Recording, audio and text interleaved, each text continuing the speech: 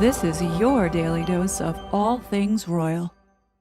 Welcome back, my gorgeous, good-looking friends. I hope you had a chance to watch part 1, where we dove into King Charles's reign and the direction he's steering it. Will his progressive stance and shift away from the Church of England secure the monarchy's relevance, or is this the start of its unraveling? That's the question I've been mulling over lately. In part 1, I shared my thoughts on the monarchy's true agenda behind King Charles's Sustainable Markets Initiative. Definitely check that video out first, because I will be picking up now where I left off, covering how Prince Harry has been in alignment this whole entire time. It will help you understand this video better. So let's waste no more time and just get into it. So how does the chaos with Prince Harry fit in? Yes, I'm talking about the spare, the one who stepped back from royal duties but is still very much in the game. His work with Travelers, African Parks, and the Halo Trust isn't just about charity or good PR. It's a younger, flashier extension of Harry's dad's green agenda, and it's affecting all of us, whether we're in New York, London, or a village halfway around the world. You don't believe me? Let's talk about Travelers. Sounds like some stupid travel app, but it's more than that. The palace helped Harry set it up in 2019, pulling in big names like Google, Visa, and Booking.com to make travel more sustainable, a word that King Charles just absolutely loves. They're tracking things like carbon emissions and eco footprints. Sounds really nice. Save the planet while booking your holiday. But here's the rub. It's not just about being green. It's about building a system to measure and control how we travel, tying it to the same net zero goals Charles pushes through his SMI. For us, that could mean higher flight costs or carbon scores that decide down the road where we can go. Meanwhile, Travelers is collecting your data, and I think we all knew that, tons of it, on how we move around. In a world where data is power, that's a goldmine for the elites running this show. It's like Harry's handing them the keys to a new kind of economy, one where every trip you take is tracked and judged, all under the banner of saving the planet. Then there's African Parks. Remember, they made Harry president when he first joined on. This group, mind you, manages millions of acres across Africa, 22 parks in 12 countries. It's sold as conservation, protecting wildlife, fighting climate change. All noble stuff. But when you're a farmer in one of these countries, you might see it a little differently. These parks turn huge chunks of land into protected zones, all under the guise of conservation, often kicking local people off their homes for ecotourism or carbon credits. You know, those things big companies buy to offset their pollution? Sound familiar? It's exactly the kind of rewilding and green finance Charles is championing through his SMI. Now you can understand why they're so excited and ambitious about the environment.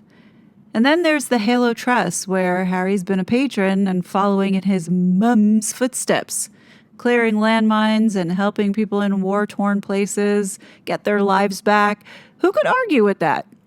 Now, as I've shown you in a recent video about the Halo Trust, once those lands are cleared, they're often turned into, whether it be for ecotourism, conservation zones, or these so-called sustainable farms, all tied to the same green markets Charles's SMI is pushing. Halo's work, especially in Africa, opens doors for big investors and NGOs to swoop in, turning post-conflict land into profit-making ventures. It's wrapped in humanitarian vibes, but it's also about access to land, to deals, to the kind of global markets that benefit the elites. For us, it's just another piece of the puzzle where doing good seems to end up with the same people getting richer. You know, for us sitting here, it's really hard not to feel like we're being played. I mean, with everything that we have gone through and witnessed with Harry and Meghan, only to now see how in alignment Harry has been this whole entire time. Which now let me explain to you how this all ties to Prince Harry's push for now online safety, aka censorship in America, alongside Meghan. It's not just about protecting kids, it's about controlling what we say, think, and hear.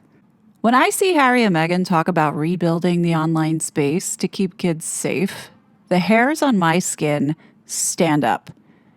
If it was someone else other than these two, it would sound like something I could get behind. I mean, who doesn't want a safer internet for children? But when you dig deeper, as I've stated many times over, it's not just about blocking dodgy websites. It's part of the same playbook we've been talking about. It's running in parallel with these globalist moves. The World Economic Forum and the UN have made this a priority to manage what we're being allowed to see, say, and hear. They use words like misinformation or hate speech, but those terms are so vague, they can mean anything the powers that be don't like, whether it's questioning climate policies, vaccine mandates, or even the monarchy itself. And protecting children, that's the golden ticket. It's hard to argue against it, but it's being used to justify censorship, surveillance, and even digital IDs to control who gets to speak online. It is rolling out under the radar, as I've shown everyone recently. For us ordinary folks, it's become personal because these people want cognitive security and be able to police our thoughts. So why does this matter to the royals, especially the king? It's because the monarchy lives or dies on how we see them. Their power comes from that polished image, ceremony, tradition, being above the mess of politics. But in the digital age, anyone with a phone can call out their contradictions, whether it's their private jets while preaching green, their colonial past, or their cozy ties with global elites. That's a problem for them. Social media, blogs, independent voices, they chip away at the monarchy's mystique. So when Harry pushes for online accountability, it's not just about safety, it's about making sure the royals' story stays untouchable, not online in the UK and around the world. So now let's talk about America because that's where Harry is doing a lot of this work, and it's no accident. America, as you know, has this thing called the First Amendment, freedom of speech, freedom of press, freedom of religion, all of that. It's a pain in the ass for elites like Charles who rely on controlling the narrative. In the UK or Europe, it's easier to slap a fine or a law on hate speech or misinformation to quiet people down. But here in America, you can say what you want, even if it is criticizing the king or the World Economic Forum. And the government can't just shut you up. That's a problem for the global system Charles is a part of. One that wants everyone on the same page. Remember, unity, singing the same tune about sustainability, inclusion, and trustworthy information. The First Amendment lets regular people, journalists, bloggers, or just someone with a keyboard challenge the official story. And that's a threat to the royals' carefully crafted image as global moral leaders. So why send Harry to America? I mean, think about it. He's a lot more than a spare prince in the eyes of the parasites that use him. He's a celebrity, and he has a knack for headlines.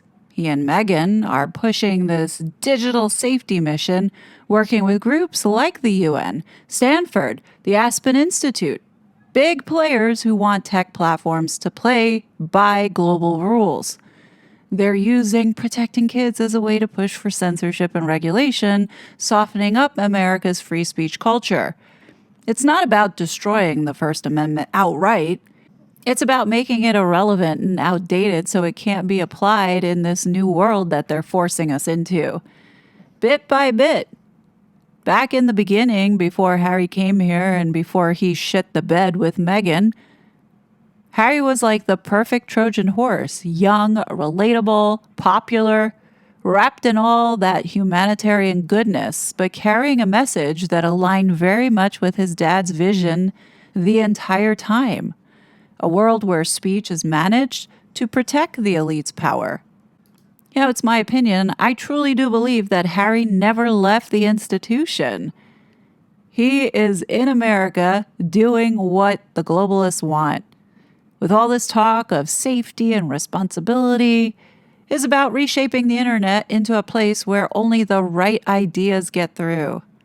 I mean, remember in that engagement interview, like the red flag should have stood up right there where Harry specifically stated that he wanted to show the youth the right way of thinking. Ideas that kept the royals looking good and their global projects like SMI literally left untouchable. Meanwhile, we're all left here dealing with the fallout. I mean, it really has been an exhausting 5 years watching this shit show unfold. I mean, I can attest to the consequences and the abuse from what these two assholes, Harry and Meghan, have done to so many people. They want less freedom to speak our minds and more control over what we are allowed to see online. That's the bottom line.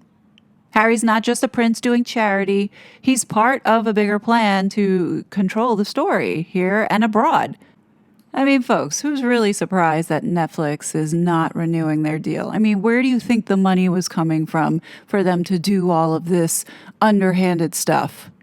Where do you think the money was laundered from?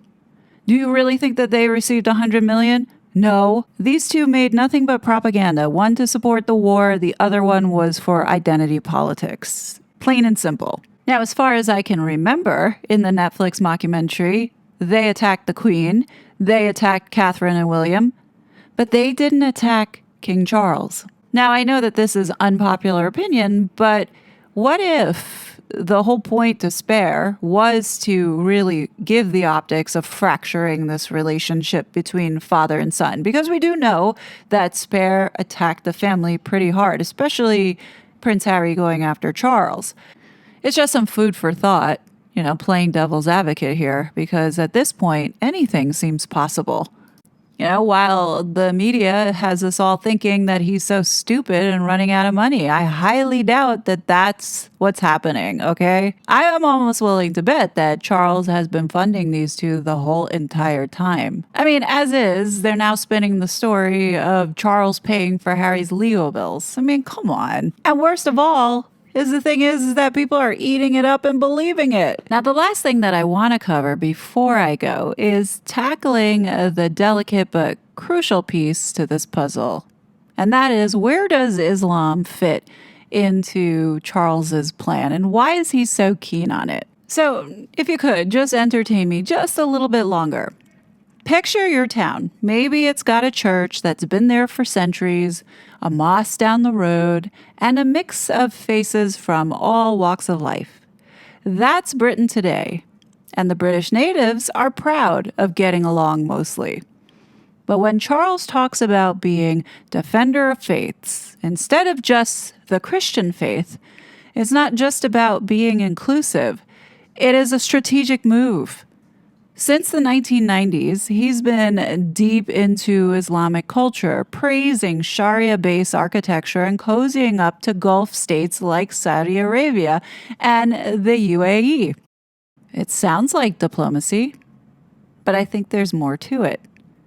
Global governance, the system Charles is helping build through his SMI and UN ties.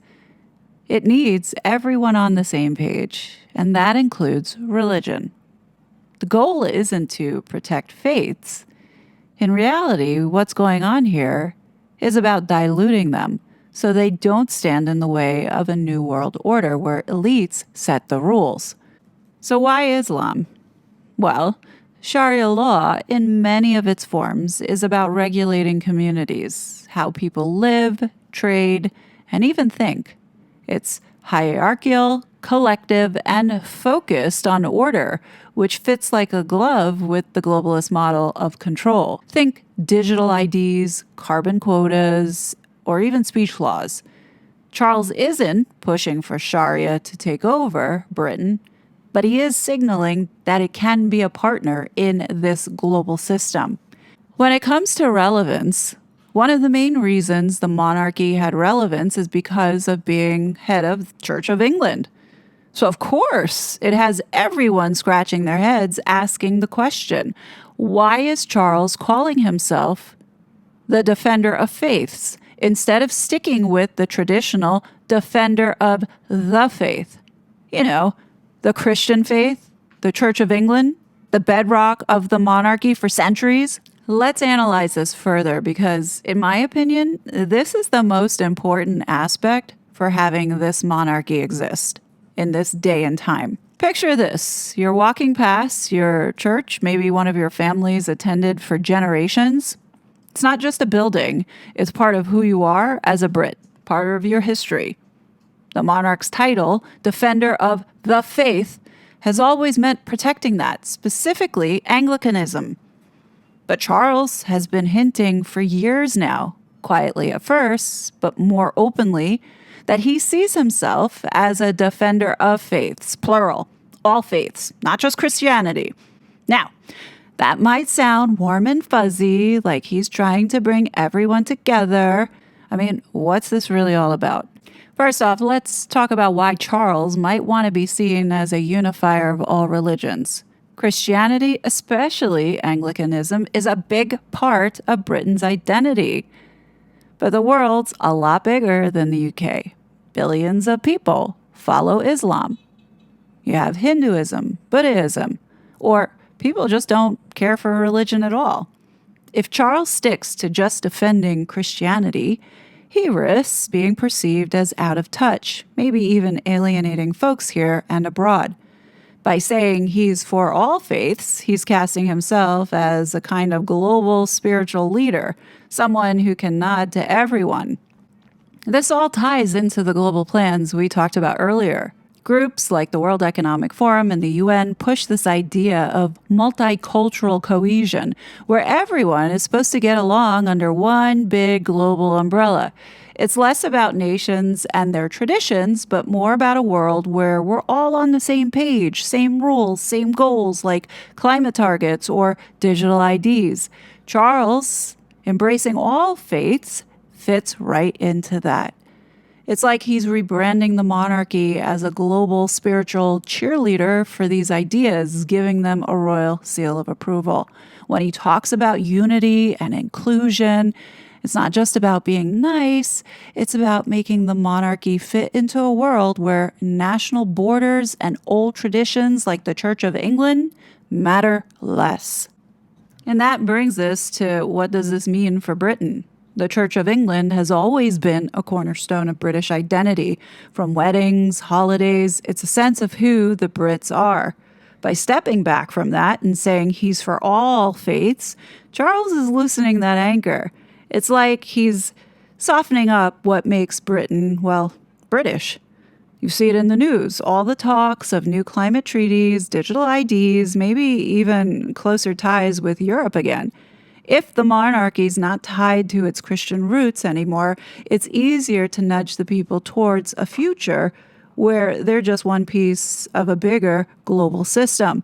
For the Brits and all the people in the king's realms, that might mean more rules that they don't get a say in, more changes that feel like they're coming from somewhere else. It has gone unnoticed that King Charles's speeches focus on climate, equity, anything but doctrine. For British nationals, it feels like the heart of Britain, its Christian heritage, is being sidelined to make way for a new global morality that doesn't answer to the people anymore.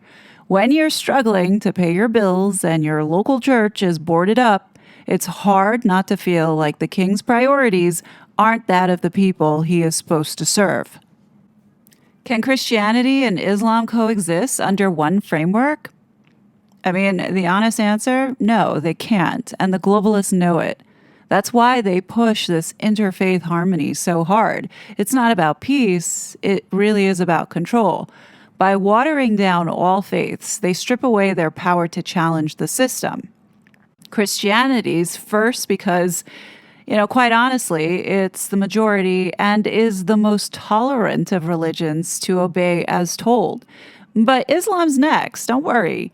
Its strict rules on gender, speech, family don't mesh with the woke technocratic values of global governance like ESG or equity. But for now, Islam's discipline and community focus are useful, keeping certain groups in line where secularism fails. But once the global system's locked in, Islam will face the same pressure to conform if these stupid elites get what they want. You see, the goal isn't one faith winning. It's about turning all faiths into a decoration, not truth. So we're all bowing to climate goals and data-driven rules instead. But do we think Islam is going to take it lying down? Absolutely not. It will be really difficult to get these people in line, and unfortunately, I don't see the UK standing up anytime soon to fix a lot of the chaos that is going on right now. These globalists are standing by waiting for the system to break. It is about erasing any moral anchor, Christian, Muslim, Jewish, that could stand up to technocratic systems. They don't want anybody challenging the system. That's why they are so hell-bent on shutting people's voices down. Christianity obviously is the first target because it's Britain's backbone.